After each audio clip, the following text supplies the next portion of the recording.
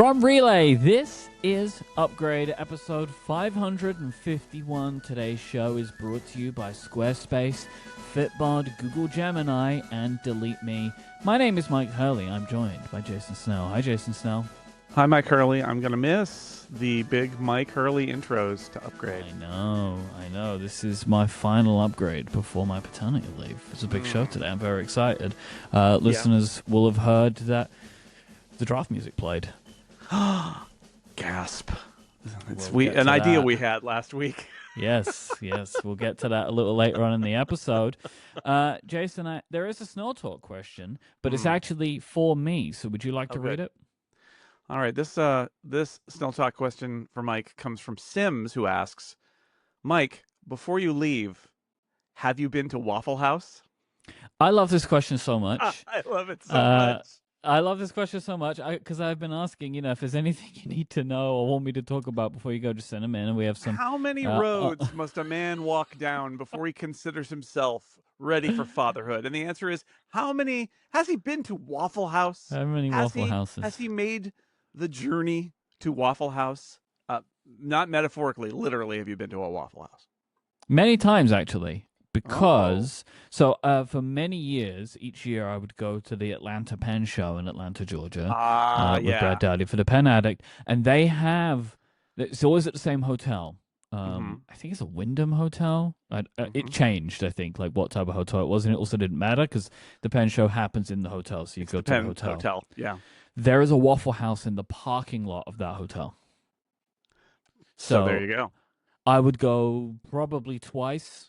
Maybe like one lunch and maybe one like easy dinner for the whole time I was there. Especially in the earlier years, there wasn't really anything else around. And then over the years that I was going, there were more restaurants in this because it was kind of like absolutely nowhere. You couldn't walk. There was nowhere to walk, right? So they added things over time. But yeah, Waffle House. I've been to Waffle House many times because of the Atlanta Pen Show. I've never been outside of the Atlanta Pen Show. Doesn't matter. I've never been any other time. Doesn't matter though. Yeah, you've been to Waffle House, and that's all that matters. I assume you've been to Waffle House too? I actually don't know. I remember seeing them in Jacksonville, Florida, where my aunt and uncle used to live, and driving by them and commenting about them. I have no memory if we actually went to Waffle House or if we just stuck to like Cracker Barrel. I don't know. It was a good time. I mean, it's just I like breakfast food, right? Me too. It's like my favorite type of food, just general breakfast food. Lauren's favorite. Lauren would do breakfast for lunch and breakfast for dinner if she could. Yep. Yeah. Definitely. If you'd like to send in a Snell Talk question, I mean, I guess they're going to be weird. Do you want to talk about how you want to do Snell Talks? It's all up to you now for the next couple of months. So there may be Snell Talk questions. People can send those in. And there will also be an additional segment that we'll be introducing next week. Oh, I don't know what this is. I'm excited. Okay. We've touched on it before, but yeah, there'll be an additional segment at the top of the show so that we're more likely to get Myke to hear that part. Okay. Okay. Because it's for you. It's good. There's going to be a segment for you when you're not here. Because that's complicated. I'm excited. All right. But you can send in your questions at any time by going to upgradefeedback.com. Please do. We have some follow-up. TikTok is back. TikTok's back. In the App Store, there was a letter sent from the U.S. Attorney General to Apple and Google, assuring that they would not be penalized if they offered the app in the store. Again, still not entirely sure whether that's works. legal or not. Yeah, but they're doing it anyway. And I guess really, for both Apple and Google, this is very important now, actually, because new phones. Yeah. We've entered the time of the year where there's new phones coming out. There's going to be new Google Pixels later on this year, but there are, of course, also new Samsung phones. We're in that time of year. Yeah. We're expecting probably the iPhone SE within the next week, this week maybe, and then going on further into the year. And so they want to be able to offer it in the store because people can't download it, right? And so, because my expectation, I don't know this for sure, but until this point, if you had got a new phone and transferred from a backup, you wouldn't be able to download TikTok because it wasn't in the store at all. Right? Oh, I don't know. You might have been able to because it was an existing, but no, you're right. I think maybe not. If you deleted it, you couldn't restore a purchase either. Yeah. So, because there was a podcaster that I follow. He loved TikTok, but he deleted it when it went away. right? And then couldn't get it back. He just hasn't been able to get it back until now. Not great. But anyway, so it's back. I am fascinated to see what happens. I think it's like sometime in March that 75-day extension comes up. Because there has not been any real news yet about anyone buying TikTok's US operations. So absolutely nothing. Fascinating. I will look forward to seeing about that. Yeah, we'll check in. We've previously spoken about the possibility of AirPods Pro getting heart rate monitoring. This is pretty heavily rumored at this point. And last week, Apple released the new Beats Power Beats Pro, and they have it. So they have it. These are the fitness headphones, the Apple's fitness headphones with the Beats brand. They look like a great set of headphones. It's got a bunch of features. It has the H2 chip in it, so it's got all of the fun stuff that it's got in, like I assume it has the adapter, but it has like the transparency, it has the noise canceling, it has a ton of stuff. So like these look actually like really good fitness headphones. Apparently they sound very good, all that kind of stuff. But they also have heart rate monitoring in them. It's like an adaptation, a miniaturization of the sensor that goes on the Apple Watch. It actually looks somewhat similar, like a kind of two little lights, like the green lights that we got on the Apple Watch. There's I put a link in the show notes to Victoria Song's review over at The Verge. Victoria's very good at fitness stuff. I think that's mostly her beat. Is a big part of her beat on The Verge. Like she does like smartwatch reviews and stuff. And in reading the review, I found it really interesting. And this like weird offshoot that Beats is at Apple. So the support for the heart rate monitors of the Power Beats Pro is somewhat spotty in the operating system and amongst Apple's overall apps. So they've done deals with a bunch of workout apps to have the heart rate monitoring show up natively, but the heart rate monitoring in these does not work with Fitness Plus right now, which I think is kind of hilarious. It works with a lot of the third-party apps. It shows in the Health app, like if you're using it. So if you can see your readings in the Health app, like of an Apple Watch. But if you were to wear both, so an Apple Watch and the Beats Power Beats Pro, you cannot choose which device the heart rate is read from, and the system will always default to the watch. So the expectation there being, at least for Apple's technology, the watch is what they consider to be a more reliable reading. That's how I would take that. That makes sense to me. Yeah. Because I know that like people say that, the ear is a better place to take this reading from, but that is with conventional technology, right? And because I would expect a lot of what's going into these at this point is algorithms as well as the data that they're drawing. And you've got to assume that Apple at this point is very confident in their Apple Watch data. And maybe this is part of them building the system to put this in the AirPods, right? So then by the time it comes around in the AirPods, maybe it will be more fully featured. But yeah, I thought it was interesting, very interesting to see this feature be added to non-AirPods headphones first. I thought it was a bit fascinating. They only update these Power Beats Pro very seldomly do they update them. So I think it makes sense to, if they've got that feature ready to go, and it's especially these are fitness headphones, they're specifically designed as fitness headphones, that putting that feature in kind of makes sense. But it is funny, right, that it didn't debut in AirPods, even if it might get there. That's weird. Yeah.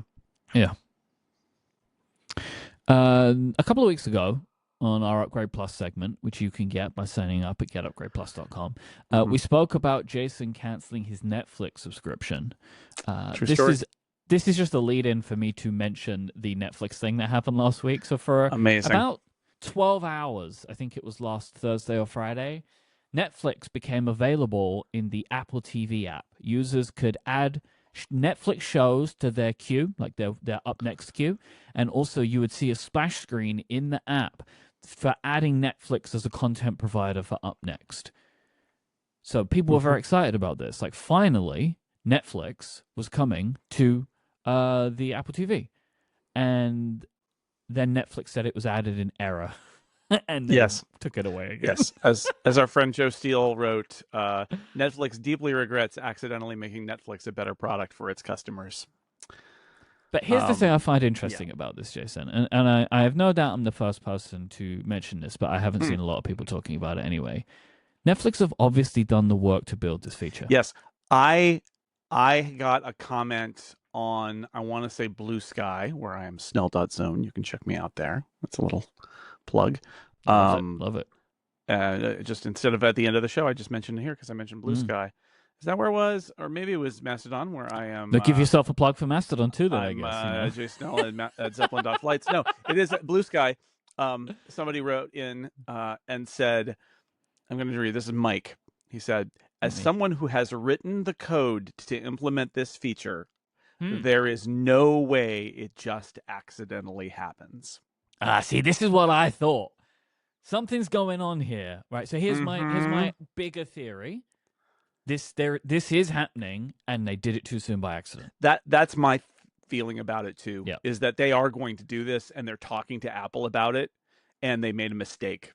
The Myke who wrote in said it feels to him like it's like an A/B test kind of thing, and that actually also makes me wonder, because they love doing that. Like, you turn it on for some people and see what happens and allow this change to happen. But yeah, it seems unlikely that this was just a switch that got flipped. It's more like they built this feature, but they're not ready to roll it out. They have to have built it, right? Yes, like, for some reason they have to have built it. And whatever reason that is, I mean, there are many reasons you could draw that. One, they do want to do it, or they're testing it, or they want something from Apple, so they've built this and they're like, hey, look, we're just like ready. Or they've got it and it's a deal, and they're just they're getting it finished, and they're going to turn it on with a rollout and an announcement and things like that. And instead it just sort of appears randomly on a Wednesday. But it is, if this isn't going to go to everybody soon, Joe's point stands, which is this is ludicrous. Like, it is. And I'll tell you, this little episode, it made me realize that part of the reason I had no problem dumping Netflix is because I use Up Next in the TV app. Oh, me too. That's how I manage what I'm watching on television. And I don't watch a lot of Netflix stuff, which is why I was able to cancel Netflix, knowing that inevitably it will come back at some point when there's something for me to watch, and I'll probably just pay for the ad tier and whatever. But that's a symptom. The fact that I don't have a lot of connection to a lot of shows on Netflix is in part because of their content, and in part because what they have that I do want to watch, I can't mark and have it show up in Up Next. And that's bad. I like that. That's just bad. And it's so stupid that Apple and Netflix can't come to an agreement here. You can lay the blame in lots of places. It's easy to lay blame on Apple here. I'm going to blame Netflix. Netflix, because they're the number one streamer, they basically don't want to share interface space with other programs on other streamers. They just want you to use the Netflix app and stay there. It's silly because they actually do have integration in some of the other apps, and it should be there. So they've apparently built this thing, and I hope they turn it on for realsies sometime soon. Yep. And Tim Cook announced on X that Apple is hosting a #Apple launch on Wednesday this week. Apple launch is a funny phrase. It is. It's not an event, it's a launch. I mean, that's clearly what they're saying, is that it's not an event, right? And so my expectation is this will be like the videos that we got for the Macs in October of last year, when they did that like series of videos on YouTube and put them on the website. Like, that's probably what we're going to get, right? It's more than a press release, because they don't pre-announce press releases. So the expectation it is an event. So that is one of the reasons that we're going to do a draft today. I do want to give an interesting side note from me. I think it is a very strange decision at this point for Apple to be just using X for these kinds of messages. I mean, even avoiding the obvious, right? Which I think is plainly clear to the majority of our listeners. Like, the fact that the main reason, like a lot of people left X anyway. We did a long time ago, right? And just stopped using it. A lot of people. I just think at this point, why just post there? Like, why not have? Like, why doesn't Tim Cook have an account on Blue Sky and Threads? Like, I don't understand that part at this point. I don't know why they continue to rely purely on X. Because I think that the platform is definitely not as strong as it used to be. Yeah, so even if you take out the reasons that many people don't use X anymore, of which there are many, I find it peculiar that they still use it. I don't think it has the same cultural cachet as it did before. I think I agree with that, and also it reminds me of an interesting story about how there were a bunch of different sports teams that tried to set up Blue Sky or Threads accounts, and were told by their leagues to turn them down, pull them down. So like the New England Patriots had a Blue Sky account, and it was pulled off. And this story in Sportico that we can put in the show notes talks about the NFL has signed deals with TikTok, X, YouTube, and some other platforms. So partly, I think maybe some of it is Apple has an existing X relationship and contract that they can just turn back on. I don't think they're like, no, X, baby. X is it, just X from now on. I think maybe some of it is Apple has not spun up their approach to some of these other places and their relationship with those other places, and therefore is not there yet. But it's also possible that this is just currying favor with people in power. That's also a possibility. But it's marketing, so I would think you would want to be wide. But that's my point. Like, you can still do all of those things, right? They obviously have a relationship with X, right? They have for a long time. It's one of the only places that they do marketing, and Apple has recently relaunched their marketing on X. It's like a whole other can of worms, which is just like, again, now they're doing it. Okay. I mean, it's obvious why they're now doing it then, because they want to be in favor with the administration. But these are marketing messages, why would you not have these in all places? Like, I find it's just odd to me to be like, this is the place that Tim speaks, like, just here. It's not like they own this platform, right? Like, because they don't. So like it's weird, and I don't and would not assume, and I don't think Apple should create a Mastodon instance. Like, that would just seem strange to me, honestly. Like, I feel like what they should do is post the threads, just get over yourself and post the threads and federate. So then people can follow Tim on Mastodon via threads, right? Yeah. And also and maybe don't bother with Blue Sky. I don't know. But like, I think you should, whatever. But maybe don't. Like, whatever. Like, but I don't understand why they're not at least on Threads and Instagram. Like, look, I get it. You hate Meta, blah. But like, do you love X? Like, are you in love with it? Like, I find it very peculiar at this point. But that's not really the importance of this message, but I just thought it was a thing to mention at this point. But yeah, something's going on this week. Yes. This episode is brought to you by Squarespace, the all-in-one website platform for entrepreneurs to stand out, succeed online. Whether you're just getting started or managing a growing brand, you can stand out with a beautiful website, engage with your audience, and sell you anything from products to services, even content that you create, because Squarespace has everything you need all in one place and all on your terms. It's so easy to get started with Squarespace. They have this great tool called Design Intelligence. They have combined 2 decades of industry-leading design expertise with cutting-edge AI technology to unlock your strongest creative potential and just make it so easy to get started with a website. It empowers anyone to build a beautiful, more personalized website tailored to your unique needs to craft a bespoke digital identity across your entire online presence. With Squarespace, you just go in and you select your starting points, so you're like, oh, I have this type of website, or I like this type of design. And then it's so easy with their tools to get everything to a place which is good for you to then go in and customize. And you can customize things so simply. It's not about code. It's about, I want this color. I want my page to be laid out this way. I like these fonts. Really easy, really fun tools to build your website. And then they also go deep with this stuff, so you don't have to think about it. Like, for example, if you have a website and you want people to find it, you have to be optimized for search engines. Every Squarespace website is optimized to be indexed with meta descriptions and an auto-generated sitemap and so much more, so you're showing up more often to more people in global search engine results. Now, I don't know about you, but I don't know how to do this.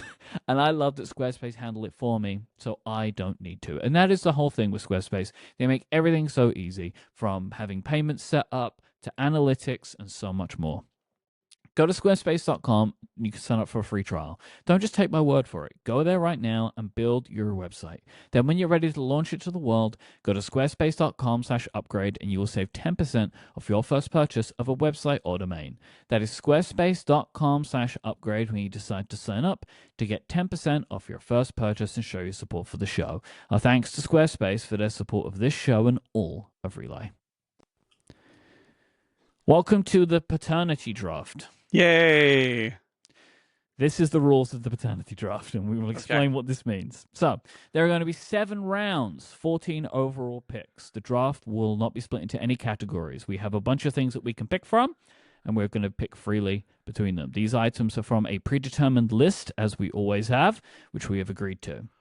For an item to count in the paternity draft, it has to happen between now and when I return to the show.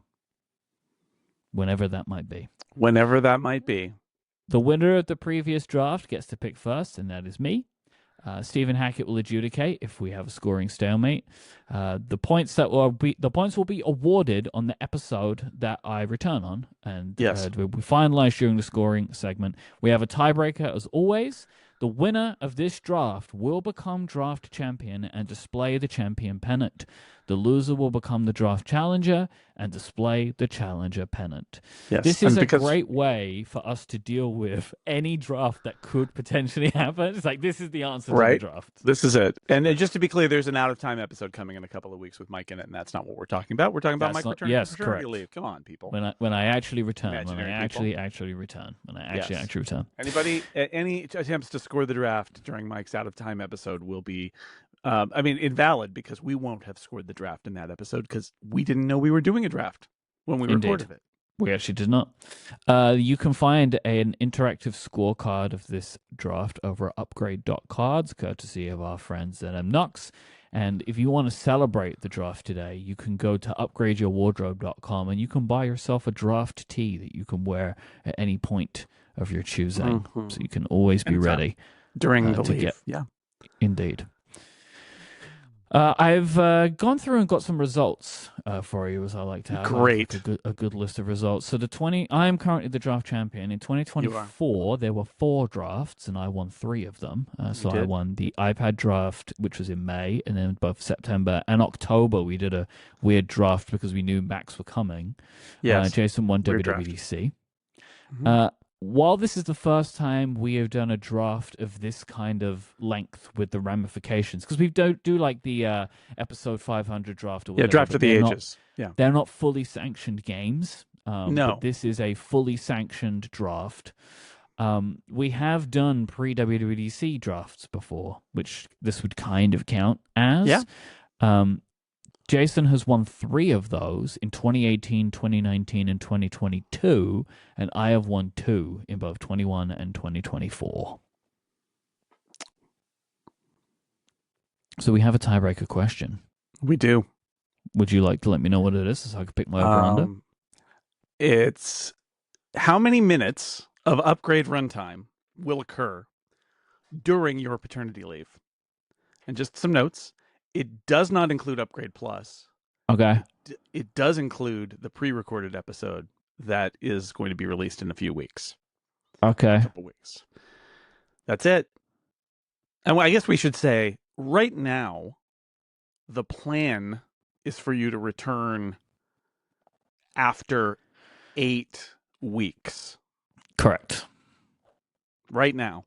You never know. That's all part of this. It's all to play for. But that would mean that the current plan is 8 episodes. Yes. Of Upgrade. Without yes. Yep. So how many minutes am I picking from? I was really vacillating on this. Because like the average Upgrade episode varies, but it's been mostly in the kind of 90 to 110 lately. But I think I'm going to put it at 850 minutes, not 800 minutes. Because 850. I'll just say one of the issues is I went back and looked at episodes that I have guests on, and oh boy, those are longer usually. So we'll see. But so 850, which again, if you're gone for 8 weeks, is 106-minute episodes on average. That's not bad. I feel like I'm being generous. I might have picked 900, but I went with 850. I'm gonna go over 850. I think that's the right call. Because I know some of the people you have booked. Yeah, so I know. I feel right? pretty confident that you'll exceed That's fine. that time. It's fine. Yeah, but you're not taking into account that special short episode that I'm Oh gonna no, do. the 1 minute episode that we did the week before. Yeah, I know. Interesting. One segment. All right. So it's draft time. So basically, this list is comprised of a vast variety of things. I think I'll give our listeners just an overview of the kinds of areas we're talking about. Okay. What we have tried to stay away from is as we say, the really obvious stuff.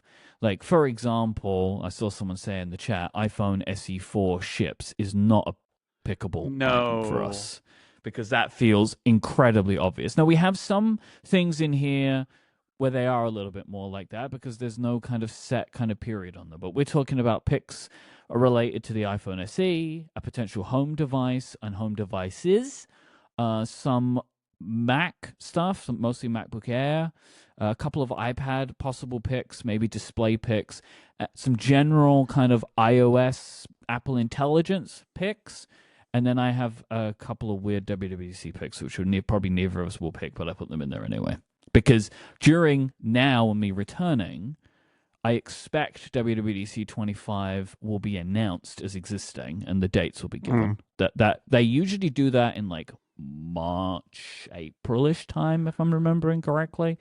So that will at least be announced. And I'm excited about like my return. I basically return, and then it'll be about a month, and then WWDC starts, which is so that'll be like a fun ramp up in the summer of fun. Good for you, yeah. Good for Myke.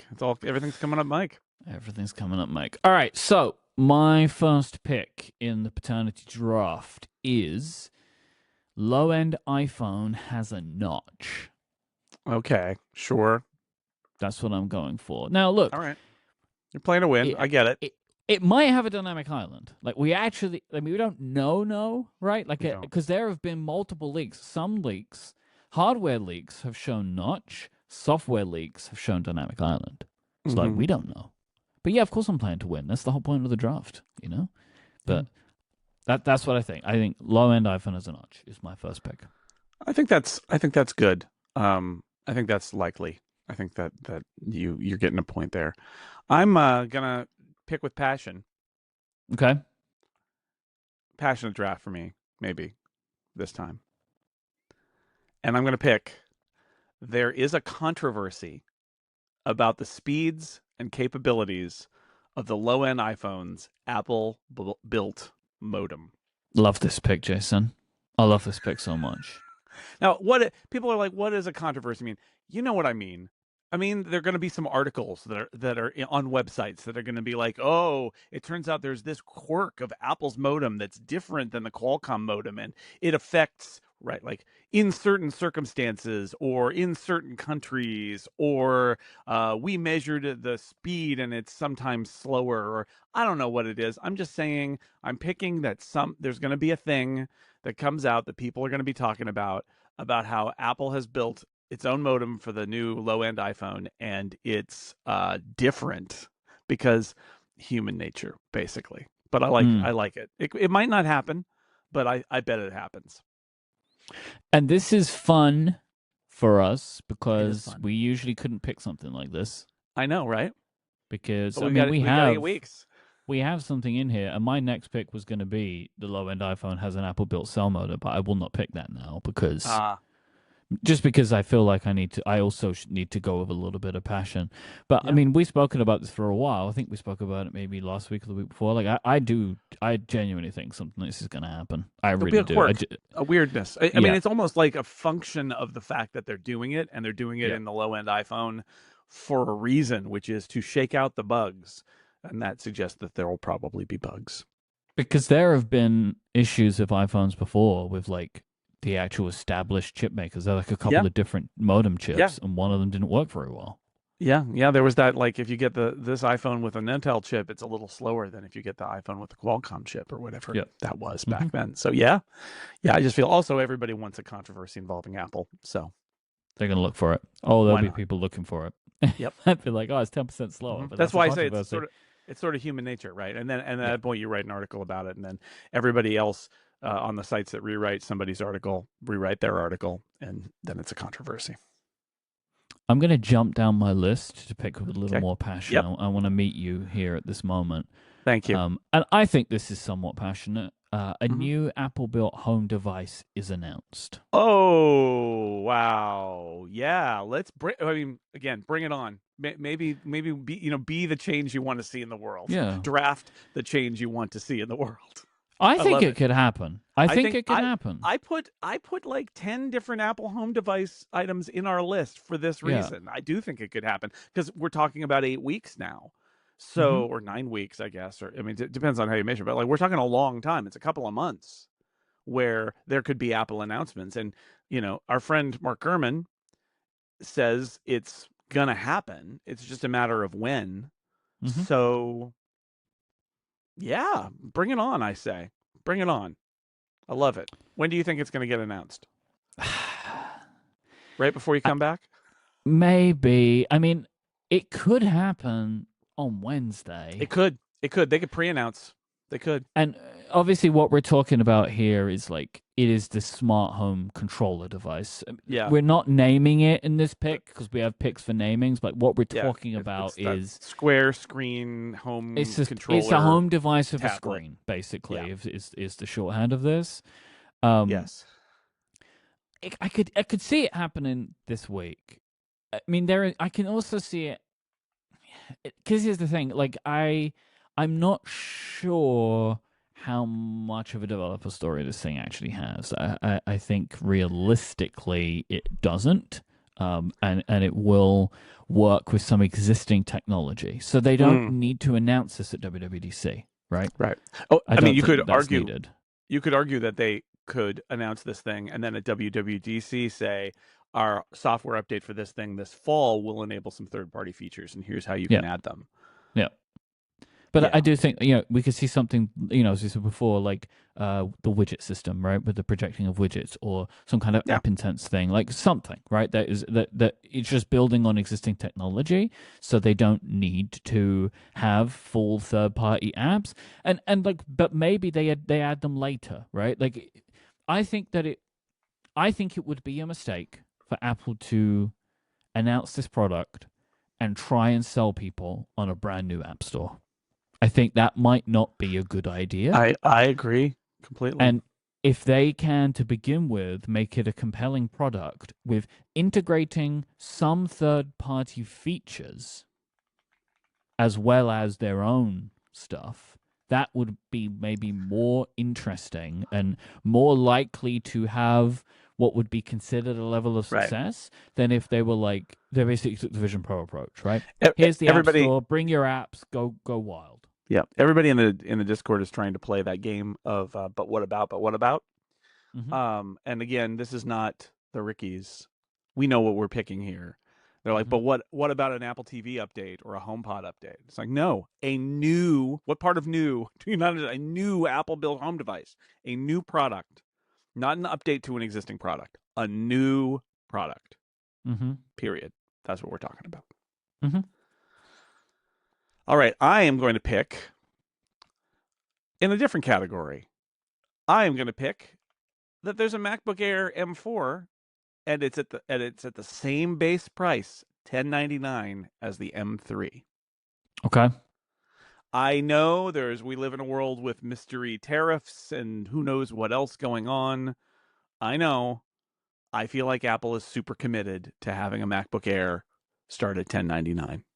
So that's what I'm going to say is there is going to be an M4 MacBook Air, and it's going to start at $1099, just like the M3.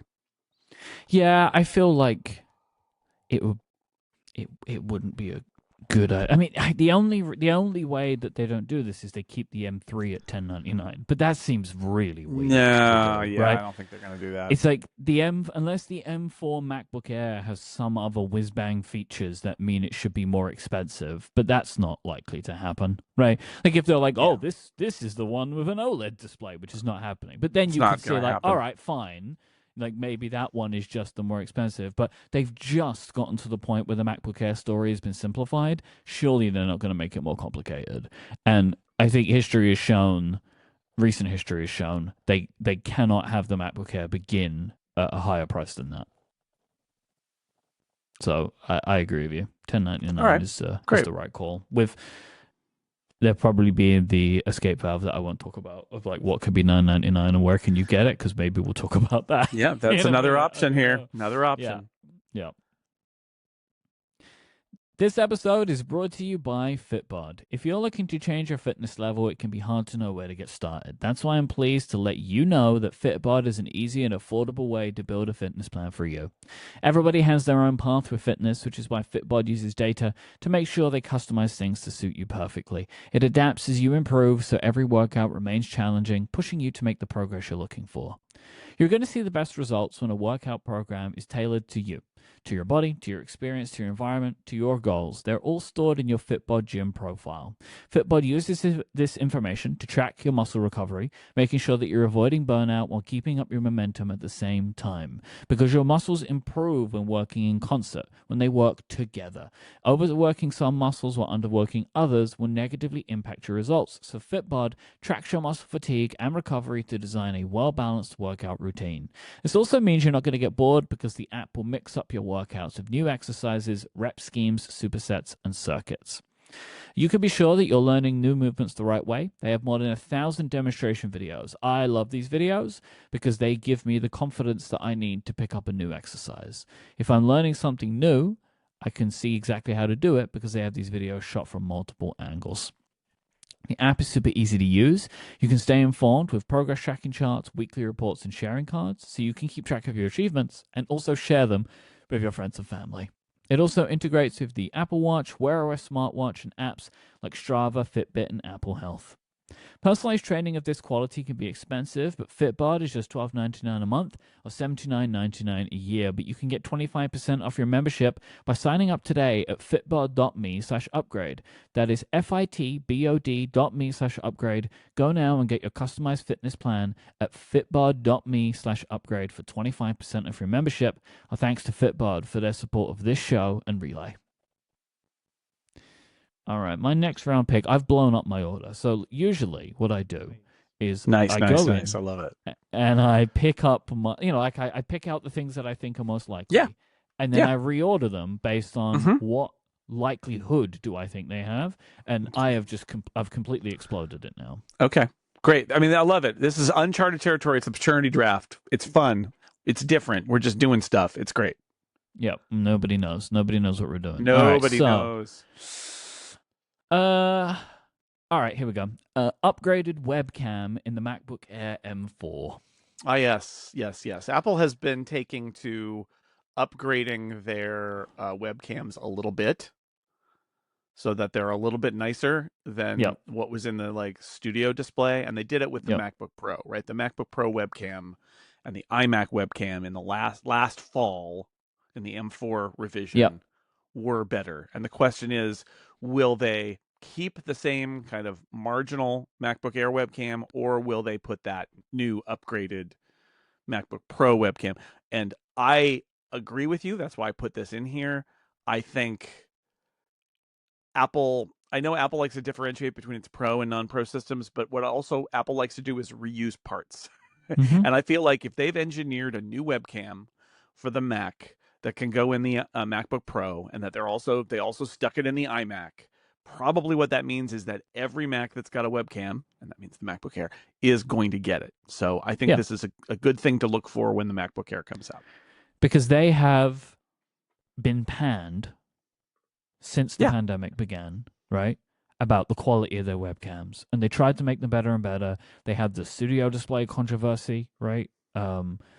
that camera was just terrible, and then they upgraded. Like, and over time, is it the studio display? Was that the one that was really bad? And then they fixed it in software, and they somehow? didn't fix it. It just is. It is because they use they use the ultra wide, and it's not high enough resolution so that when they crop it, it doesn't look very good.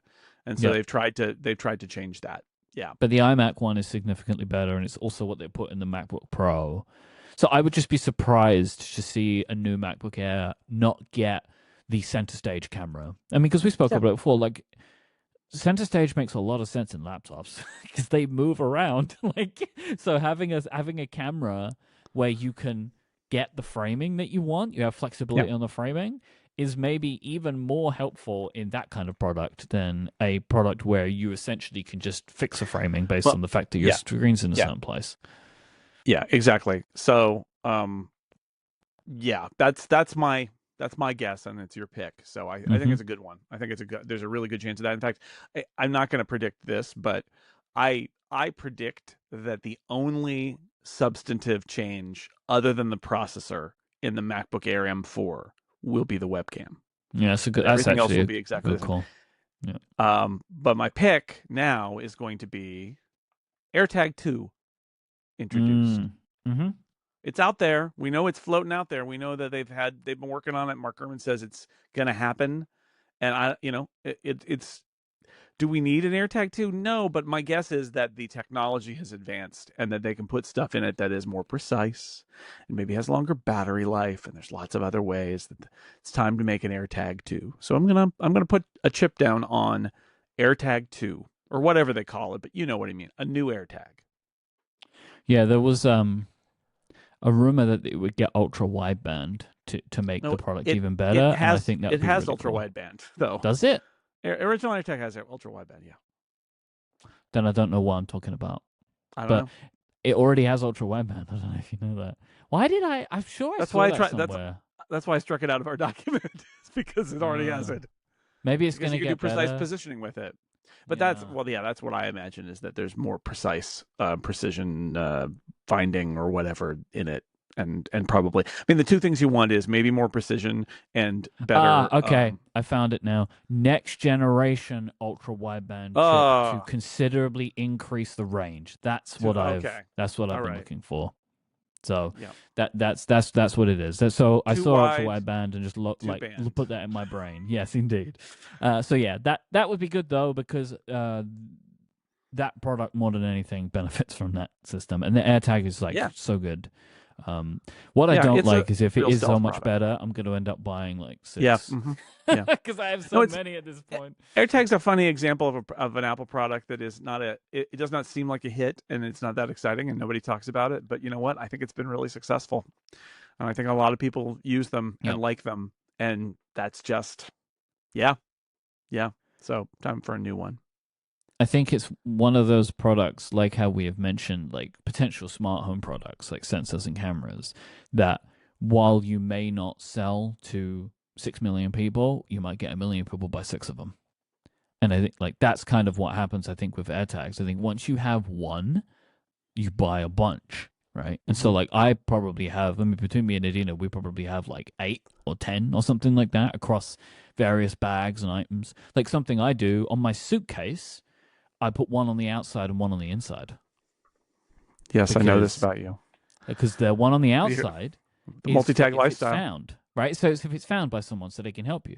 But if it gets lost or gets cut off, I had one on the inside, and that one's for me to do my tracking. You know, and I've noticed sometimes when I travel, so I'm looking for a bag, one says it's still in London, and the other's like, oh, it's here with you in San Francisco, because they're just how they're pinging. So yeah, I have multiple. All right, so my next pick. Okay. Oh boy, I've really given myself. All right, okay. The iPad Air gets an M3 or M4 chip. Oh. So the iPad Air was last updated in 2022. So it's been knocking around for a while. I think it's a good product. It deserves an update every now and again. This feels like a product. Honestly, I would imagine this one, if it happens within the next 7 days from now. That they're like, all right, the iPad Air's got this. So I just got told that the iPad Air got a revision in May, with the M2. With the So M2, it was last year. Yeah. yeah, so I have caused myself a problem, but that's my pick, and Mm-hmm. I'm sticking to it because Okay. I was going to say I've misread didn't they something. just update the iPad Air to They M2 absolutely did when they introduced the 15-inch. That's a where it year got me. ago? Well, I thought it was hey, curious that you went this way. oh, darn it. Fatherhood. You I got got baby brain parenting brain. already. All right, leave me alone. Leave me alone. All I'm right. doing my I'm best out gonna here. I'm gonna go what is called one of the features of some of those Ricky's sites that I enjoy, where they keep track of the Ricky's competition for the Connected program, is they have a label called Buzzkill, which is you pick something not happening or something not fun happening. I'm going to do a little bit of a buzzkill here. I'm going to go back to the MacBook Air and predict the same colors, unchanged color profile for the MacBook Yep. Air M4. Now, if there are very, very, very slight changes in hue, we can say, I mean the names, right? I mean the names. So if I had picked it this way for the iMac, I would have gotten it right, which is they're going to keep the color names the same, even though they refreshed the hues a little bit, whatever that means.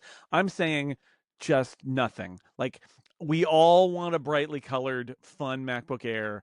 I want it to happen, but I'm not going to manifest it. I'm not going to draft something that I want to see in the world. Instead, I'm going to be sort of cynical, sad, beaten down person who says, no, Apple will not let us have any fun, because if they wanted us to have fun colors in the MacBook Air, they would have done it already, and they didn't. So here we are. Oh, I've screwed myself.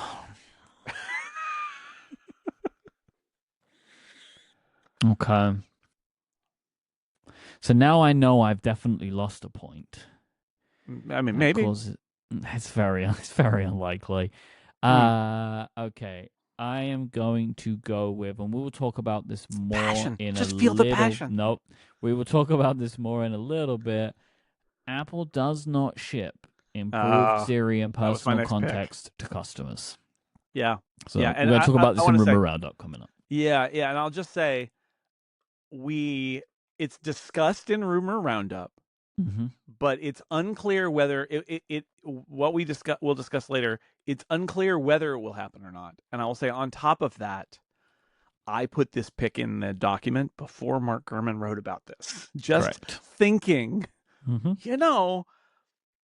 what if we've been waiting all this time for the improved Siri and the personal context stuff? What if they're like, we can't do it, sorry. Yep. Or we have to start over. Yep. What then? What then is it doesn't ship. That's what it just doesn't ship. Yeah. Wow. Okay. Well, you took my next pick. Okay. This is the 5th pick for you.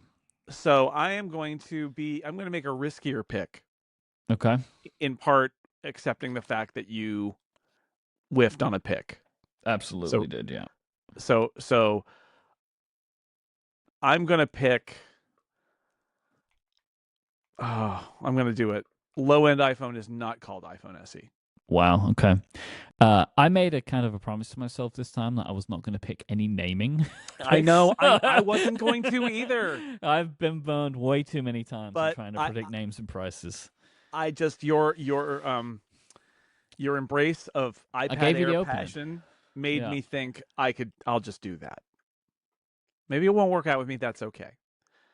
The truth is, most of our drafts are incredibly close. Yes. So it's fine. Yeah, I have come around on this. One of the clues, Mr. Policeman, I left you all the clues, is Tim Cook saying the next member of our family. And even Mark Gurman, who's been pretty steadfast on the idea that it's the iPhone SE, was like, does that mean maybe that they're going to integrate it in a different way and it won't be called the SE anymore and it'll be integrated into the family? I don't know. I like honestly, the iPhone SE as a concept does not thrill me. And I like the idea that it's just another iPhone that's more affordable, that's released on a different schedule. Yeah. And actually makes it more like a thing that you predicted a long time ago, which is the idea that they would start introducing additional phones kind of off season. And that would be this, which is, what if they just say, yeah, well, we'll have some other iPhone whatever number models in the spring. Maybe that's this. I don't know.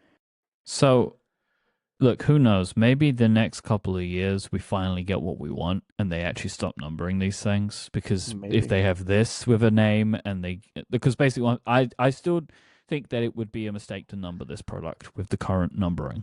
I think that is a mistake, personally. Yeah, well, I'm not predicting that, right? Anything could happen. But I'm thinking between this and then the iPhone Air. Now, surely, well, not surely, but they could just call it the iPhone Air. They don't have to call it the iPhone 17 Air, right? And then you got the iPhone Fold or something that comes next year or something like that.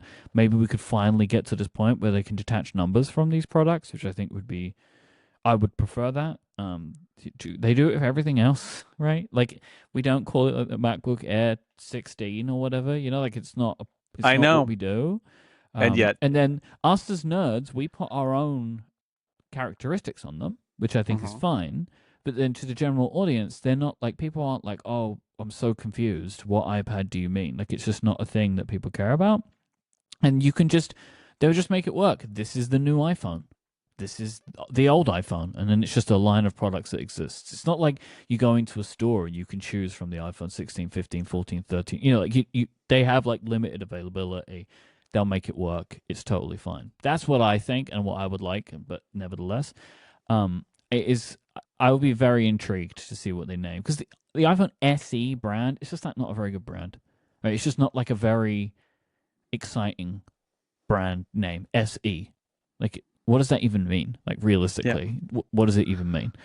And the answer is kind of nothing. And so I would like them to come up with something a bit more fun for it. But then what happens to the they have Apple Watch SE, right, too? They do. Yeah. Maybe they can give that a better name, too. The S stands for speed. And the E stands for everybody. Yep. I'm going to go with... Ooh. It's getting harder now here at the end. I'm going to double... Do I want to double down? I don't know if I want to double down because I'm out on my own. But it's really tough at this point. All right, I am going to double down. New home device has Apple Intelligence in some way. In some way. I put that in parentheses. Yep. What does it mean? Doesn't matter. It means that they say it connects to Apple Intelligence, something like that. So there's going to be a new home device, and it's going to have some sort of connection to Apple Intelligence, right? It's either going to run Apple Intelligence or it's going to use Apple Intelligence from your iPhone, or I don't know what, but that they're going to not release that product. If they release that product, I think you get this point, because Apple's not releasing non-Apple Intelligence products anymore. That's what I'm going for. It's based on, like, if it exists, I feel like this is the safest thing that I can say about it, is that it will feature Apple Intelligence. Because I agree with you. There was like a time...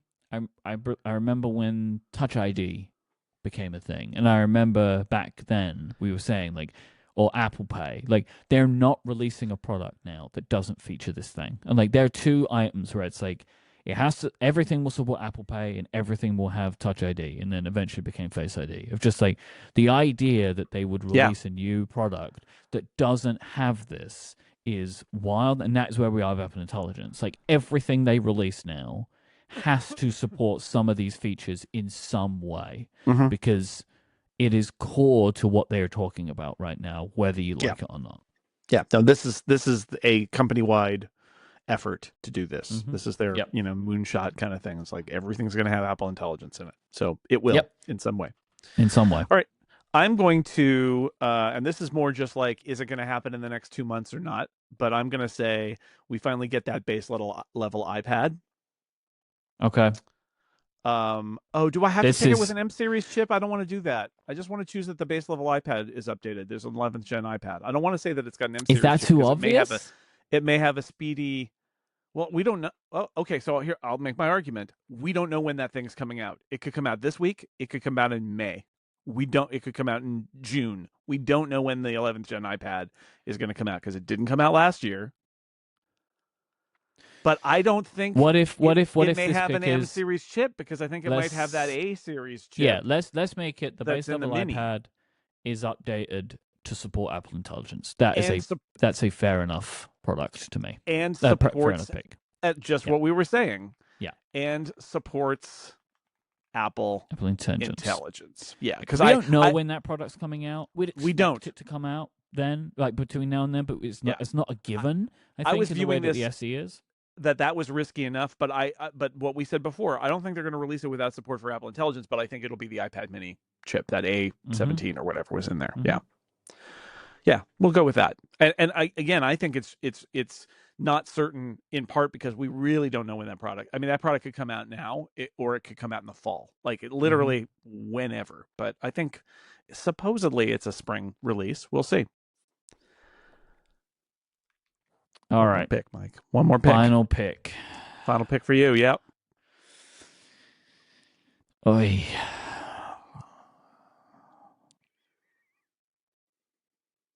M2 Air remains. Yes. So this is the theory here is that probably what will happen is they'll introduce an M4 MacBook Air. They will discontinue the M3 rather than rolling it down. And that's because they want to get everything off of the M3 that they possibly can, other than the weird products that they ship with the M3. But, no, I mean, they're not doing the M3, right? They're doing the A18 or 17 or whatever. Like, just get it out, right? Get the old chip process out. But the M2 is really nice and will probably remain. And then there's another question, continues to allow them to have the $999 starting price for the MacBook Air. Exactly, or maybe even $899. Maybe even $899, but certainly $999. M2 Air is still great. I do wonder, one of our things that we might or might not pick, I might or might not pick for the next round is what becomes of the M1 Air, and is it still on sale at Walmart in 8 weeks? I don't know, but I love the M2 Air remains pick. You're making a lot of picks that I endorse. Thank you. And that Except I put in that one. Except that one. But because it's a good product and they don't want the M3 around anymore. It's like I was saying earlier, the $1099 spot is like they want that spot, right? And so increasing that price would surprise me for like the whatever is the newest MacBook Air. But similarly, I think more importantly, they need that $999 spot. And the easiest thing to do there is just keep the M2 Air going, rather than the M3 Air, because the M2 Air, they've got even more economy of scale on it. And we know from various reporting that M3 processor was kind of like an ugly duckling, and they replaced it as quickly as they could. So the idea of them being able to continue producing M3 chips on the long term is not so likely. It's the understanding that I have anyway from the way people have spoken about the processors at TSMC. Yeah. M2 MacBook Air remains. I am going to pick with my last pick and the last pick of the paternity draft. The low-end iPhone has an action button. I'm going to go back to the low-end iPhone. They're going to give it an action button, but I love that you've control. picked this one. I wanted to pick this one, but I didn't. I love that you have. Well, that's the question: is how low can you go with the low-end iPhone? And I feel like action button they can throw in an action button. That's fine. Yeah, do that. Yeah, I put this in, and I put in the camera control one as well, because it kind of felt like both of those buttons are important for different reasons, and like, which is the one that is going to appear? Yeah. Because the camera control is surprising that it appeared everywhere. Yeah, but you don't need the camera control. Action button works kind of like camera control, except it's simpler, which is arguably better, and that's also what the phones had last year. The high-end phone had just the action button, so that sounds like a pretty good compromise. So my thought on the camera control, and why I put it in there, is how important do they think visual intelligence is? Because if they think visual intelligence is a really big deal, and they just haven't gotten to that yet, you would maybe want it in this phone that will last for multiple years. Well, but it can have access to it. You can have access to it via the home screen or via the action button or however they want to do it. There are other ways. Or in the camera app. Or in the camera app. You could just have a button that you press in the camera app and it goes to visual intelligence. Yeah. That's the draft. There. That's it. That's the paternity draft. Check back in when Myke returns from leave. And on that episode, we will score the paternity draft and declare a winner. Yep. Yeah. This episode is brought to you by Google Gemini. I tried Gemini a couple of days ago. This is Gemini Live, where you can talk to it. And it is wild to have a full on conversation with this thing. I was messing around. I asked it to give me some ideas for hosting during a holiday season. And when it starts to give you results, you can just stop it and say, okay, but what about something low key for a smaller group? And then it adjusts to that. You could just keep going until you get an idea that you want. I think this is what I would use it most for, is brainstorming things. It's so good if you don't know where to start or you hit a wall. You just go to Gemini. It helps you get the ball rolling, but you can use it for all kinds of stuff. If you want to learn something new, you can have it give you advice. Ask it to explain Bitcoin in simple terms, or you can have it quiz you on microbiology. Imagine being a student and you've got this personal tutor on hand. It's hard to explain. You really have to just play around with it. See how it listens to you, responds, and adapts to your style of conversation. Just try it out. It's free. Our thanks to Google Gemini for their support of this show and all of Relay. Rumor Roundup time. Yeah. Mark Gurman is reporting that Apple has found its partners to allow them to launch Apple Intelligence in China. So to set the stage for this, as we previously understand, Apple needs to work with local partners in China because the CCP rules that any AI model needs local approval. They have to approve other models. So Apple is apparently going to be working with Alibaba and Baidu as their two partners for launching Apple Intelligence. But this partnership is not the same kinds of partnerships that we've seen them do with OpenAI. So as well as acting as probably the world knowledge service, Alibaba will also be creating a second model that runs on device that analyzes and can modify Apple Intelligence responses to satisfy Chinese censorship. Yeah. So it's like a sandwich of models. So the way to think about this is Apple will throw things out to ChatGPT if you want. That's one thing. But Apple has its own models that it built that run on device. Yep. And that's not going to get approved by the Chinese authorities. So they seemingly have a partner, and that what will be approved is that Apple will do its thing, and then the other model will run and say, can I show this to somebody in China? And then pass it on. And that's what the law is in China, is to do that. Yep. This model will quote from, this is the quote from Bloomberg, censor and filter AI output to comply with requirements from the Chinese government. Yep. They're also working with Baidu as a secondary partner for handling visual intelligence, kind of like how Google does visual intelligence. Is like, you can ask OpenAI, do a Google image search. Yep. I want to read a quote here from Gurman's reporting in Bloomberg. The Chinese government will be able to direct Alibaba to ask Apple to make changes to AI models when it has issues with the information being delivered to customers. This part makes sense to me. Here's the next part that I am very perplexed by. In cases where a customer's device is still running an outdated model, Apple will temporarily disable AI features until the data is updated to remove prohibited content. Right. I don't understand this part fully. Yeah, I think that makes sense to me. So it basically means, look, if we find something that we don't like, and we build basically, because you've got your AI model running on your device and it's versioned, and it allows them to say, if this version, excuse me, if this version is out of date or needs to be replaced, turn this feature off and then update until you download the new version. And you can download, I am assuming you can download these AI models in the background, and it has nothing to do with OS updates or anything like that. You can just download a new model.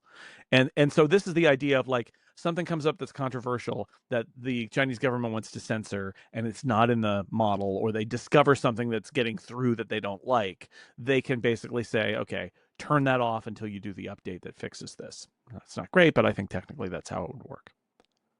Mark Gurman also expects that Apple will need to find a local partner, to create the offsite capabilities that are handled by Apple's private cloud compute. I would question whether it'll actually be private cloud compute that will handle these. Yeah. No. Well, it's in China, so it can't be private cloud compute, but they may offer a cloud alternative. Right. Basically, like so much of the iPhone. There has to be a cloud alternative, right? Because some stuff's not being done on device.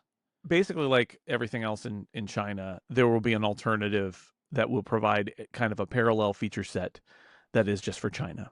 that follows Chinese law. That's how Apple has been. That's why Apple's in China, and not, is allowed to sell phones in China, is because they have, support for Chinese search and Chinese social media, and all of this is because China is running an alternate internet, essentially, and alternate websites and alternate features, and that's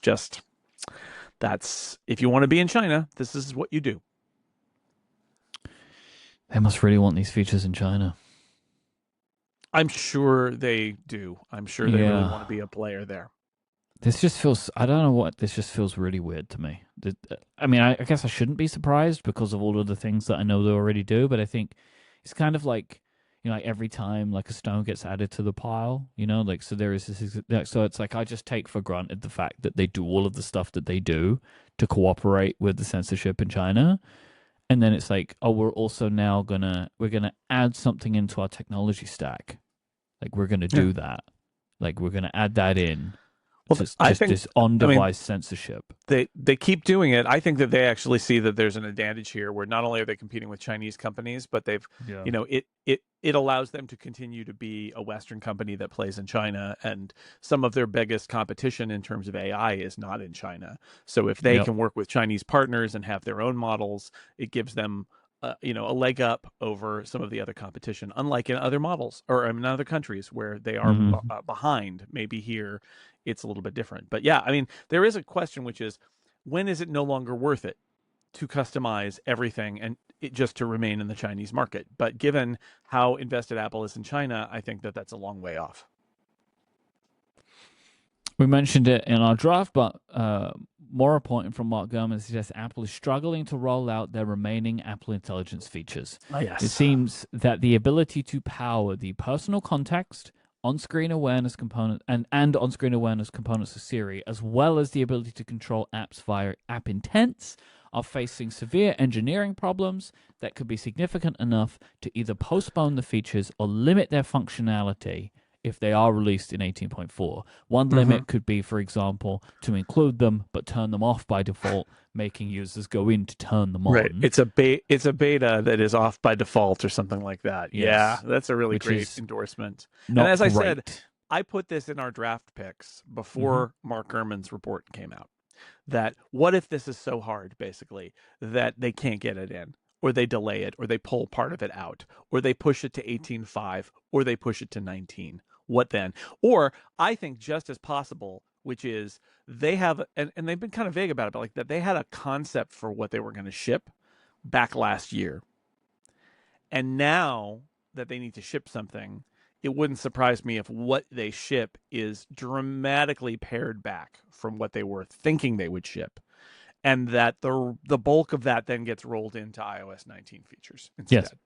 Because they realize that to get to the concept that they showed, they actually have to do much, much more underpinning work that they didn't know that they would have to do, or something like that. And this was always a next year feature when they announced it in June. Yep.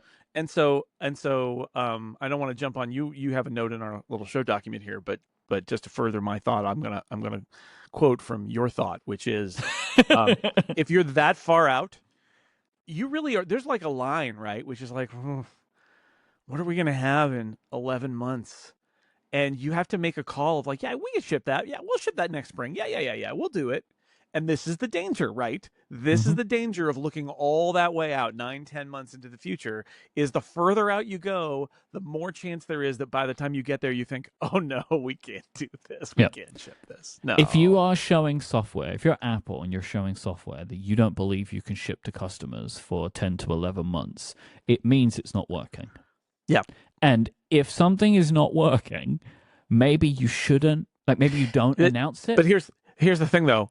There's almost no penalty to them, because last June they wanted to make a splash about Apple Intelligence. And let's be honest, maybe the most intriguing, certainly for some of us, of everything Apple did was talk about the semantic index, personal context. Absolutely. Looking at your screen. They had the whole demo of like being able to ask, for the reservation to change based on the mom's flight. and it was able to look up the mom's flight and put it on the calendar. It had to look at an email and do all these things. It was really Apple saying, this is the kind of stuff that really is going to set Apple apart. And I wrote a lot about the semantic index and the on-screen awareness and how that is a game changer for Apple. That's why they announced it last June. And that even though they weren't probably sure if they could actually make it happen. And so if they don't ship it, or they ship it late, or it goes rolled into 19 and they say, sorry, it's just taken longer and we're still working on it, I know that they'll take a penalty for that. But I'll tell you this, I am 100% sure it is not as big a penalty as they would have taken by not having it in their presentation last year. You're absolutely correct. No, you're absolutely correct. Yes. So you put it in there. They got the bump that they needed, and then if it ships late or whatever, or if it never ships, whatever. Yeah, in hindsight, sure, but like at the time, if the week before WWDC this year, we look at the state of affairs on the iPhone, and then backtrack that to what the real keynote would have looked like the previous June, of what they were actually going to deliver, it would be worse, like appreciably worse, probably. And again, I mean, does that mean that they lied? I don't think so. Does that mean that they maybe took a larger risk about over-promising than they would normally because they felt they needed to make an impression? Absolutely. Mm-hmm. Yeah, if WWDC 2024 was, hey, we're going to let you rewrite some text, make some emoji, and we're going to summarize your notifications. But only some. We would have been even more upset than we already were, right? Like, because it would have been, so you're doing all this. No, the killer. Not really anything. I mean, seriously, the killer feature was because we know all about you. What we're going to be able to do is create a semantic index of the contents on your device, and on your device, we're going to be able to infer things from it. And that was the truly whizzy, amazing, futuristic, Apple's in the game part of that presentation. Mm-hmm. And is it any wonder that it was the last to ship and hasn't shipped and isn't in the beta and might even struggle to make it in? Not really. I mean, it was super ambitious, but also it was a huge part of Apple's narrative building back last June. And so, I'll just put it another way here. Do you think anybody at Apple regrets making those promises, even if they can't deliver them right now? No, they don't. They don't regret it. Yeah. They don't. It worked for them. And and none of our I told you so's are going to counterbalance the fact that it gave Apple a bunch of steam back in June. Yeah, realistically, while we will make fun of them, they shouldn't have to care about that. Like that. Yeah. And like, and where they'll take it. They'll take it. You was worth had them in the ads. You had it in the ad. They also don't care, right? They don't care because when they made those ads, the features weren't shipping, and so that they realistically they don't have to care about that, provided that they do at some point ship those features. Right. Realistically, it's fine. And my money is on them shipping reduced functionality versions of those features, dramatically reduced. They'll only work on certain 19. data types. Yeah, on certain data types in certain apps that are Apple apps in very, very limited contexts, and maybe labeled as a beta, maybe turned off by default, but it'll ship before WWDC. Maybe not even in 18.4, maybe in 18.5. I think they will ship something. But what will have happened behind the scenes is that a lot of the stuff they expected to ship will all get deferred to 19. Yeah. My bet is some of this ships at least one of these three things, which is personal context, on-screen awareness, and the app intents, just goes to 19, and I think it's app intents. I think app intents does not make iOS 18 at all. Could be. Because that feels like, to me, the most complicated part to make work properly, and is also the thing that requires the most buy-in. Yeah, I mean, they could limit it. I think the only argument I would make about app intents making it in is that they can make it app intents based on like 3 apps that are Apple apps. Yeah, that's fair. No, that's fair. Maybe it's not the hardest. Maybe the hardest is personal context in that regard, right? Because that is like we know everything that's going on your device. On your device, yeah. I don't know. I think it's really interesting, the suggestion that they might ship it and turn it off by default. Then it's essentially a beta test, even in the shipping software, where it's like, if you know, otherwise just leave it off, and it allows them to say they shipped it. But that's where we are with this feature, right? But it was worth it. It was worth it for them in terms of the press. in hindsight, it's like, yeah, that made the Apple Intelligence Vision seem a lot better, and they were essentially selling us something that even at the time we knew was sort of like step one down a path to a much more glorious future. But it turns out that that step might not even happen until the following year. Mac Rumors has shared a report from display analyst Ross Young that Apple is working on a new external display with mini LED. This is expected to debut at some time this year. So this is my questions for you, Jason. Is this a studio display? Is it a new display? Is it the end of the Pro Display XDR? Yeah. Well, I mean, the Ross Young report suggests that this is a new studio display and that Apple is not interested in updating the Pro Display XDR. And I'm sure you can listen to your Accidental Tech podcast, and they'll have lots of thoughts about this because that's a podcast populated by 2/3 of the hosts their own Pro Display XDRs. But this report suggests that Apple's just not interested in that design, and they are interested in a new studio display. Now, maybe they would keep the old studio display around and put this one above it or something. I don't know, or they'll just replace it. But this sounds like, and it's not that exciting a product here because it really sounds like it's the studio display with a better backlight rig. That's it. So, like, imagine a more HDR studio display with a presumably that better webcam as well, the iMac webcam. That's probably what this is. So I would say I walked away from that report being not impressed because it sounded like Apple was back to doing the minimum here, which is after many years, they will do a minor update to the studio display to make it a little bit better. And will it have high frame rate? I don't know. Well, I hope 27? So. Maybe.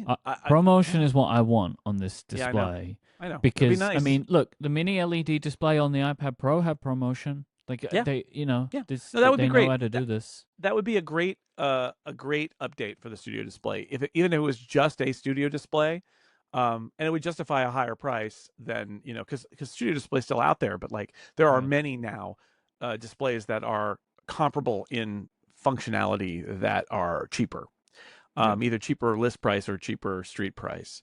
And so that would be a good upgrade for them to say, oh, well, the Studio Display 2 now has, brighter dynamic range, ProMotion, hooray. Get this, Jason. Studio Display remains. Studio Display with mini LED, ProMotion, Studio Display Pro. It's more expensive. Yeah, could absolutely be. Or they could call it Studio Display XDR or HDR or whatever. I think the Pro Display, they got to get rid of that thing. They got to get that thing out of there. I think you're right. I think that Pro Display is a goner. Correct me if I'm wrong, but doesn't the Studio Display have some specs that are better than the Pro Display? Isn't there like some weird... There's like some areas in which it is better. Or maybe it's the displays in the MacBook Pros are significantly better than the Studio Display. Certainly that is certainly the case. Certainly the case. Yeah. Because I just think again it's like the Studio Display, the Pro Display reminds me of the iMac Pro, right? Of like it was just from a different time. It is. We're not in that time anymore. It's like a Mac Pro display basically. And we know how important the Mac Pro is. I think the Studio Display, I love that Apple finally is making a display again, right? That was a huge thing where they were they said they were out of the business, and then they came back with the Pro Display XDR and then the Studio Display. The Studio Display feels like a more appropriate product for Apple's current product line that allows them to say, you can dock it with a laptop, you can use our Mac Mini and our Mac Studio with it. That's what it's for. And like, it's nice, and it's going to be more expensive than the monitors you could buy elsewhere, but it's from Apple. It's really nice. It fits our aesthetic. I have two, right? I have two, and I'm very happy with them, honestly, because they are all of those things. It's nice.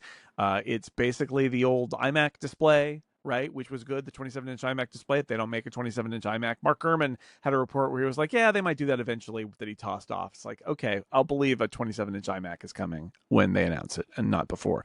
But yeah, no, it's good. It's good. They should, the Studio Display is the product that they need to be focusing on if they're going to make a display. And they should make a really nice display for people who are willing to spend a little more for an Apple product, for them to pair with primarily their laptops, because most Macs are laptops, but also that desktop Macs can attach to. That's it. The thing that I just cannot get my head around is that no matter what display you buy from Apple, if you have a MacBook Pro, and you plug it into that display, you have a worse display. Yeah, 100%. The MacBook Pro display is so good, and they have nothing comparable in the desktop. And I think that I believe that they should, because I agree. They're doing a disservice to MacBook Pro customers. I hear that the MacBook Pro display is really good. I have one right in front of me, but it's always closed. Never see it. You never see it, right? That's just I a never shame. see it, but that'd be nice. I know. I feel bad about it. Driving such a great display, and you don't get to experience it because you use it docked. My keyboard gets to see it on a regular basis. My keyboard. Your keyboard's in there, like, whoa, man! They're amazing. Snuggling. Yeah. Trackpad's loving it. Loving it. Final Mark Gurman report, final rumor roundup report from, I guess it's my final rumor roundup for a long time. Mark Gurman is reporting that Apple have a big visionOS 2.4 update on the way. This article was really surprising to me. So, visionOS 2.4 will probably go into beta within the next week or so. It's going to get Apple Intelligence. It's going to get writing tools with ChatGPT. It's going to get Genmoji. It's going to get image playgrounds. Yep. So they're the first features. Maybe it will get other little bits and bobs, but it's getting stuff. There will be a new, quote, spatial content app that will allow users to view 3D images and panoramas from third parties. Don't know what that means, really. Like, I can conceptualize what it is, but I don't understand it. Like, is it just a viewer? Can you go in there and see stuff? I'm not sure. And then changes to guest mode to, quote, potentially make it easier for multiple users in one home to share the headset. Something that Mark gives as an example is, so with Vision Pro, if I want to give my Vision Pro to Jason, when I set it up, it's like, what apps would you like to be used, like that the other person can see? You can say everything that's open, or you can choose a list, and it's actually very cumbersome to kind of like choose the list of apps that you want. One of the things that is said to be added is you'll be able to do this from an iPhone, so that someone could put it on, and you could put it will be into guest mode, and you'd be like, I want this app, this app, this app, and this app, and then they'll be able to use it. And my hope would be you could maybe, while they're in the session, turn some apps on if they want to try things out. So that's that. And also game controller support, I want to see. This wasn't in Mark's report. No, we've moved into the wish casting segment of this is what I want to see. So that's the information. You hear it. I don't have a ton to say about it, like because I don't understand it. The reporting is spotty, right? Like these are things that are happening, but there's a lot of implementation details that I would like to know more about. Something we talked about when Vision OS or when Vision Pro turned 1 was, I have been impressed at how they've brought that platform forward over the last year. It has gotten lots of updates that have made it appreciably better. So this report suggesting that Apple Intelligence is coming, which they, it was one of those things that was not promised initially, but then there was sort of behind the scenes, there was like, well, of course it will, but they weren't ready to sort of commit to it in the same time frame as Apple's other platforms. But here it is, if this report is accurate, along with we complain about spatial content, and Mark says there's going to be a showcase for it, and we complain about guest mode, and Mark says there'll be a better guest mode. It's like, great, great. These are literally, I know Vision Pro is a complicated subject and a lot of people have strong feelings about it, but I will say, as somebody who's got one, undeniably it keeps getting better. Yeah. And that is good. So I hope this is all really great, and I look forward to seeing the official announcement of this whenever that occurs. Every point update for the Vision Pro has seen significant change, which is not what you can say for every point update of the other operating systems. Now, this is a younger operating system, so it makes sense that it would, but it is great that they are doing that. Like, every point update is bringing with it stuff that is very good. But game controller support, I want that. That was rumored. I want them to do that. Me and Federico were hoping, like Sony had an event last week, and we were hoping that they were going to announce that, but they didn't. And so we're still hoping for something. I really want to be able to play some cool games. But I do think, like I was talking about this with Federico and John Voorhees, we talk about video games a lot. There probably needs to be a game that comes with this. Sure. Yeah, it'd be interesting to see what that. It could be a Sony game. That's what I was going to say. Is can you get that fun Sony Astrobot? Can we get Astrobot in there?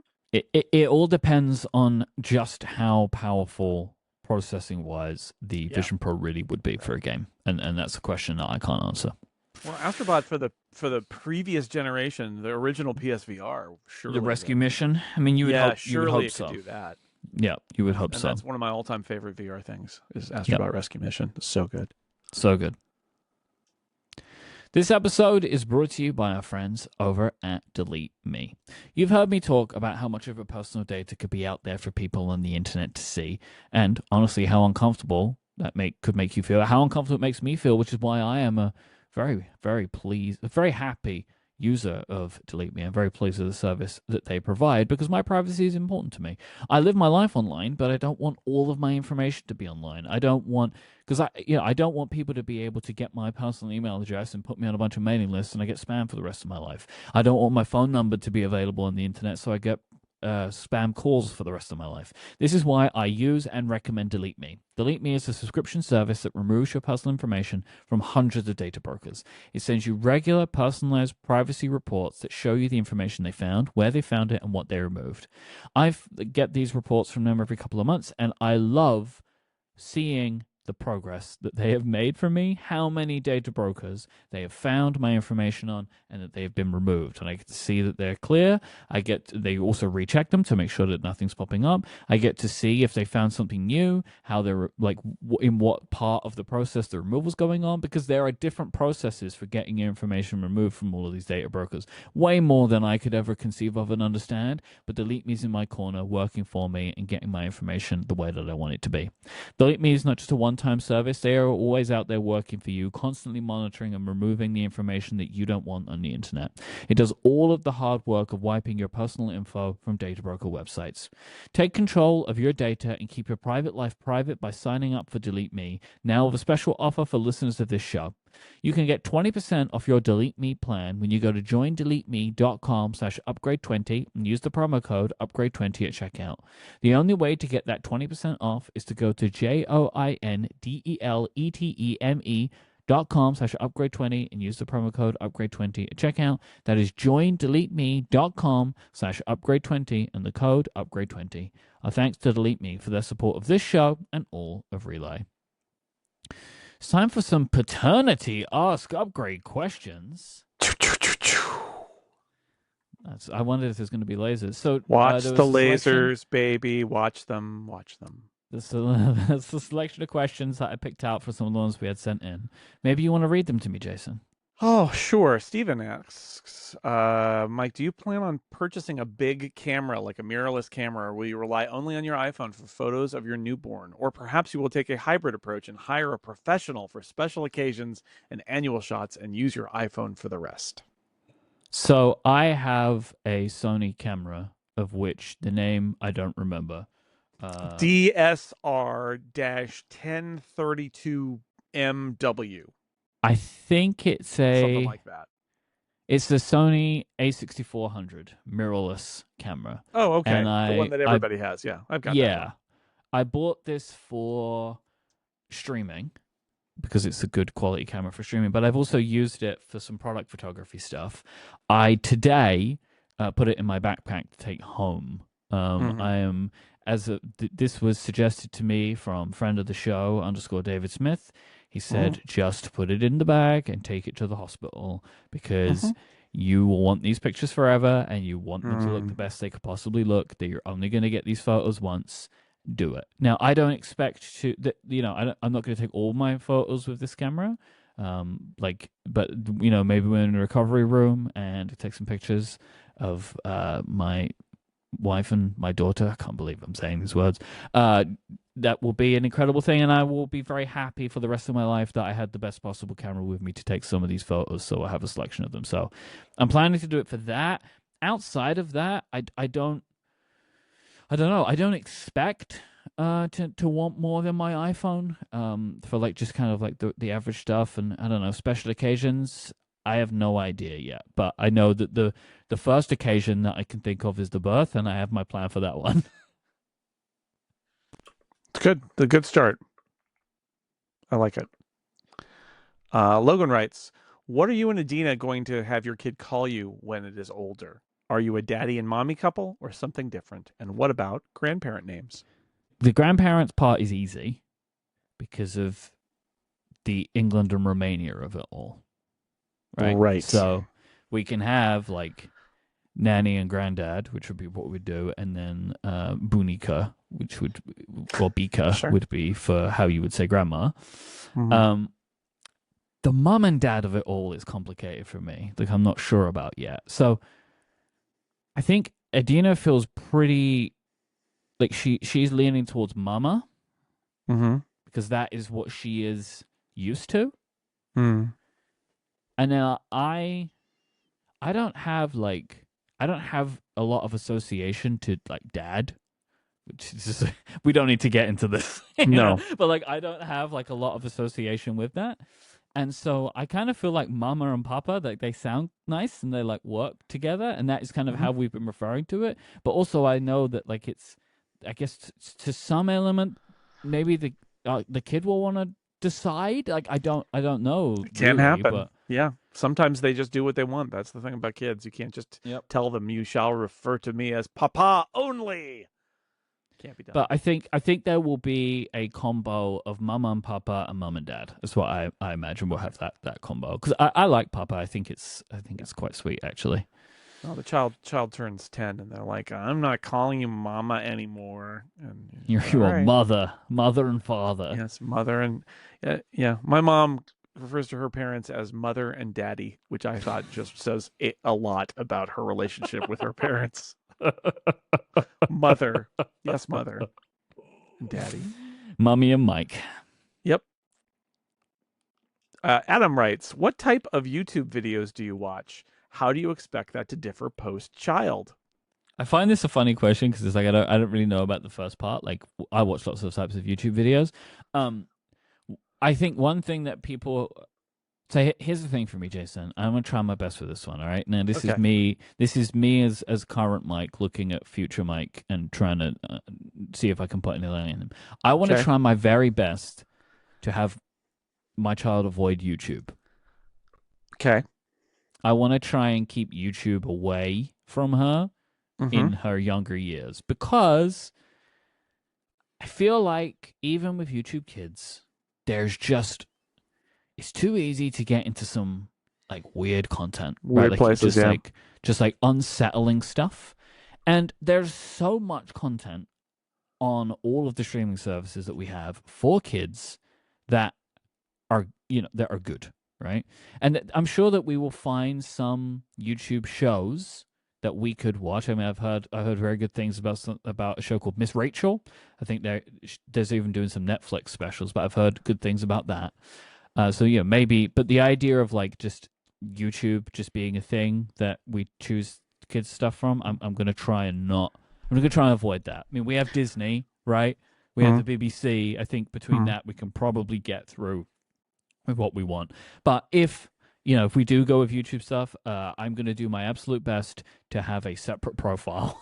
I want to try my best to not ruin my YouTube with just all kids stuff. Good point.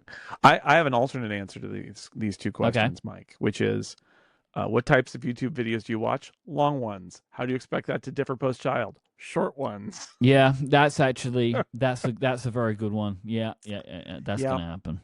Yeah. I'm really interested about how my kind of like what my content consumption looks like post. Like it'll be intriguing to me to see what stays, like and what doesn't. Like what other things that I think are maybe important to me now that I'm happy to let go of. Like it's going to be, I'm interested to see what that looks like. Yeah, I mean prioritization is a thing that you kind of can't know until you're in the moment. You're like, I'm not gonna catch up with that. I'm gonna do this thing, especially since so much of it when you've got a young baby is opportunistic. So you end up with, well, maybe I'll sleep now, or maybe I'll watch this short thing and fall asleep, or right. Whereas before you might have been like, oh, this seemed like it was important to me, but I'm not gonna do it. I'm just not feeling it. We'll find out. And also, like, I wonder, me and Nadine watch a lot of shows together. I wonder if that will remain the same, or if maybe we will prioritize different things and watch them together, but separately, like... Could be. Because we have certain types of content that maybe we value more than others. And if we have less time together, that maybe it's like, I want to watch one thing, she wants to watch the other, and we do that. Like, or maybe, like, we watch less TV together, I play more games while she's watching TV, like that kind of thing. It's going to be interesting to me to see, like, what is the content mix like when we have way less time. Yeah, exactly. Rosemary asks, what milestones are you most looking forward to, and how are you planning on documenting them? So with the milestones, I've had lots of good advice from parents in my life who urge me to try not to get ahead of myself with milestones. Yes. Right. Because every phase that you're in will stop. And so I don't want to wish away the moments that I have. But in the near future, I guess talking will be great. Like that will be a big one for me. I care more about talking than walking, and I would imagine different parents have different feelings on that. But the talking, I look forward to very much. When it comes to documenting, as well as the obvious of photos and videos, I am working on, both me and Nadine are working on journaling the moments quite specifically, like to be spending time like reflecting on how this whole process makes us feel. I've been doing that for the last year anyway, like separately to my usual journaling, like journaling a lot about what this process has been like. And we're both going to try and do that going forward as well, which I think will be nice for us. And then maybe, I don't know, maybe nice to reflect on as a family later on in life. I was definitely one of those people who the walking was a big milestone. You know, kids talk at different ages, and there's all sorts of different things that happen with that. I'm going to give you some unsolicited advice right now, which is, please, as your baby, you know, the first few months, we can do this when you're back, because the first few months the baby really doesn't do anything. No. But children can communicate before they can talk. And we had a great success teaching our babies some hand signs, some baby signs, because that's the truth of it, is their brains are developed enough to communicate via hand signals way before they're able to speak. That's interesting. And mostly they go away and they don't use them after they can talk, because talking's way more efficient. But it was really great because our babies could say, I want a nurse now, or I'm hungry now, way before they could talk, by doing a hand gesture. It's pretty cool. I'll look into this. I like this idea. That's really good. Like even if you just understand hungry. Yeah. Or up, and we ended up with up and cat, and you know, and all sorts of baby signs are fun. Very nice. All right, and finally, Myke, finally, in so many ways. This is Gabe. Last episode, Myke mentioned he has smart radiator valves. Hey, look, if you got the things you need to know from me, right? You got to know them now. Get it out now. I recently moved into my first house, which dates from the 1930s and has old radiators with old painted over valve knobs. I was interested in any kind of smart radiator valves, but could only find sketchy looking ones from Alibaba. Can Myke talk more about what he is using in the studio? The soon to be very cold and abandoned studio, by the way. Cold and abandoned. Yeah, I can't. I'm interested about the painted over valve knobs. That sounds rough. I mean, I'm assuming it is adjustable. I use a product from Eve called the Eve Thermo. It's a very clever thing where you essentially remove the radiator control, which is just a dial that you turn. It's a numeric dial on these like old radiators. You got like 1 to 10 or whatever, and that just increases and decreases the amount of heat. So you can unscrew those, and when you unscrew them, it's very scary for a second because the radiator goes from 0 to 100%, right? It's because you've unscrewed the valve. But then you just screw these back on, and it is essentially like a little motor, and you request a temperature through a smart home app, and it has a thermometer inside, which I think is problematic as the way to judge the temperature. Because it's right there at the because it's right there. You can adjust them. You could have it set by an automation, by a temperature controller in the room. You know, like maybe you put like in the middle of the room you have a temperature sensor, and you can say like, you know, go up, turn off, and turn on, that kind of thing. But this is a product that I've used these for 5 years. I have found them to be very reliable. The only reliability issues that I've had are HomeKit reliability issues, not reliability issues with the product.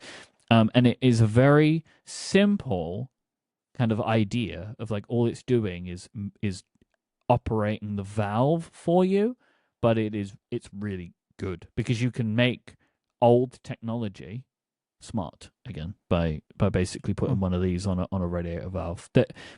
It's a very good product. I really recommend it if you have kind of more old school radiators, you know, that are not electric or whatever. So Very cool. That's it. That's it. All right. If you want to send in feedback, follow-up, and questions, go to upgradefeedback.com. So long, suckers.